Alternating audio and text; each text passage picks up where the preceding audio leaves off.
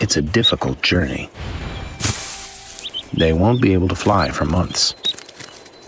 So their first move will be a leap of faith. The instinctive bond with their mother is so strong.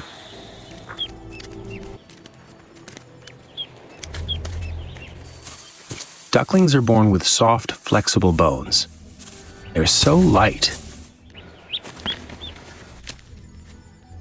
and bounce like fluffy ping pong balls.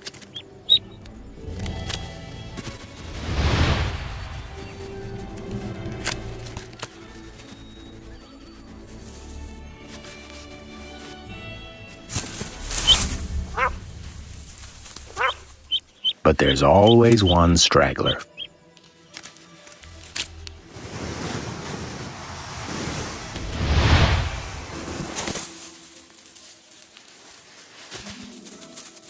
Finally, the family can move on.